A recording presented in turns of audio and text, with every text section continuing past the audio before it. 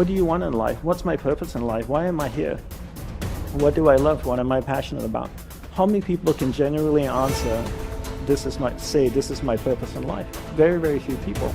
Once you're clear with your purpose, you know what to concentrate on, and you know what to direct your finite amount of energy towards. If you're conditioned, it's because you have allowed yourself to become that. And if we've conditioned ourselves to believe certain kinds of things, and one of the things that we kind of believe and hang on to and live with is this whole idea that all of the things that happened to me in my past are what are keeping me from doing what I'd like to do today. So we hang on to these things and we fill ourselves with blame.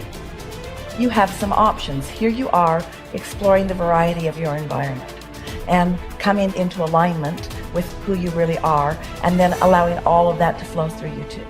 So in every moment in time, you have the option of focusing in a way that increases and enhances your alignment and your joy, which causes you to resonate with everything you put into your vortex, or something else.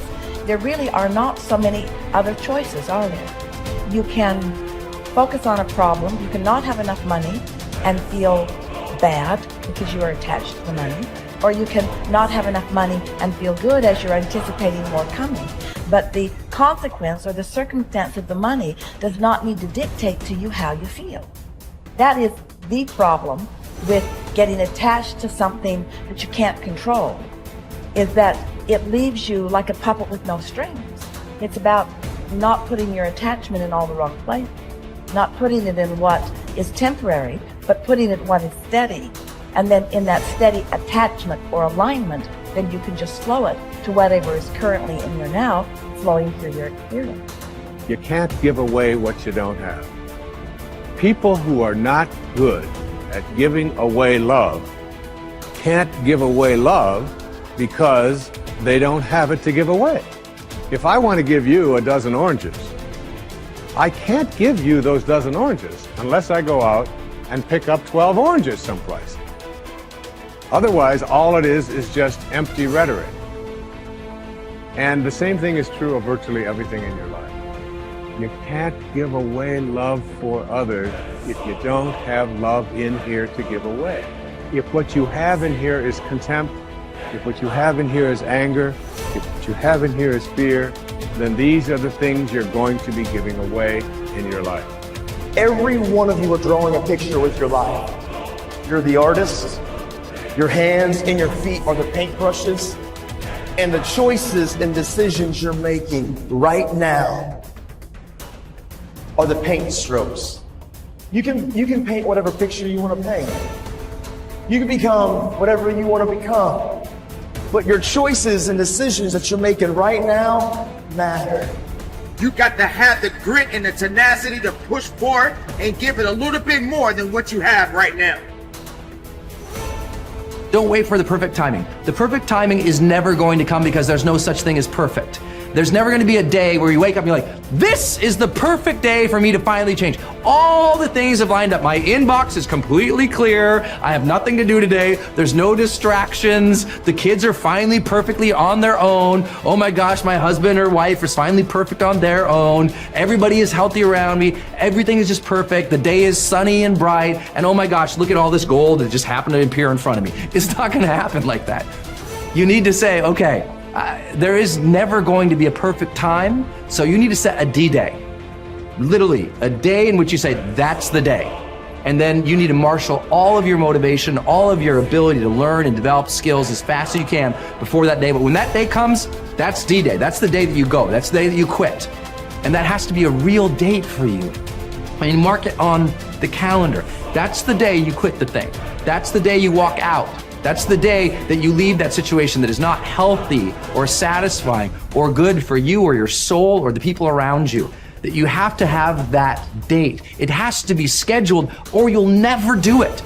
You'll just keep saying, oh, you know, one day things are gonna be, you know, the people who say one day, they end up at the end with a collection of days that were so far from perfect that they're in a state of misery now. They never landed in the land of their dreams because they were always marching in something that was miserable to them, right? At some point, The only way that life changes is that you change your course. And don't wait for a perfect day. So what's your date? People who earn large incomes aren't lucky, and they're not crooks as those without money are so fond of pretending, nor are they endowed with more brains or talent necessarily than their friends and neighbors, nor are they privy to occult secrets, and only a very few were lucky enough to have had rich fathers or grandfathers. Most of the people earning the big incomes today started the same way you and I did, and most other people. The only difference between the men who earn big incomes and those who earn small incomes is that those earning big incomes decided to earn more. They're the people who made it their business to earn more. You see, people do what they make up their minds to do. So get rid of the ancient superstition once and for all that people who earn big money are special people, are lucky, or get the breaks, or had money to begin with, or knew someone, or are smarter, or anything else. These are alibis. They can all be disproved 1,000 times. The reason there are so many of these alibis around is that men who fail to make the grade financially are seldom honest enough to just admit that they really didn't try and keep trying. So in order to justify their failure, in order to remain seated, they dream up and pass along these old alibis. We're all self-made, but only the successful will admit it. The commitments we make to ourselves and to others, and our integrity to those commitments, is the essence and clearest manifestation of our proactivity. It is also the essence of our growth. Through our human endowments of self-awareness and consciousness, we become conscious of areas of weakness, areas for improvement, areas of talent that could be developed, areas that need to be changed or eliminated from our lives. Then, as we recognize and use our imagination and independent will to act on that awareness, making promises, setting goals, and being true to them, we build the strength of character, the being that makes possible every other positive thing in our lives. It is here that we find two ways to put ourselves in control of our lives immediately. We can make a promise and keep it, or we can set a goal and work to achieve it. As we make and keep commitments, even small commitments, we begin to establish an inner integrity that gives us the awareness of self-control and the courage and strength to accept more of the responsibility for our own life. By making and keeping promises to ourselves and others, little by little, our honor becomes greater than our mood. The power to make and keep commitments to ourselves is the essence of developing the basic habits of effectiveness. Knowledge, skill, and desire are all within our control. We can work on any one to improve the balance of the three. As the area of intersection becomes larger, we more deeply internalize the principles upon which the habits are based and create the strength of character to move us in a balanced way toward increasing effectiveness in our lives. Get stronger. You can develop the muscle. You can develop the courage muscle. You can develop the inspiration muscle. You can develop the dedication muscle. You can get stronger. There isn't anybody here that can't get stronger. Next time we see you, may not even recognize you. How strong you're going to be able to become in language, in style, and personality, the ability to cope, the ability to handle with anything that happens, no matter what happens. And the third one is get better. We can all get better. I've gotten better. First talk I gave, I stood up, my mind sat back down. But here's the secret to my success. I stood up and did it again. Stood up and I did it again. And I did it again, and I did it again all those many years ago. I did it when I was scared, and I did it when I didn't want to, and I did it when I was ill. And I did it when it didn't work well, and I did it when they didn't appreciate it, and I didn't a lot of times when I didn't know much what I was doing. I just did it anyway.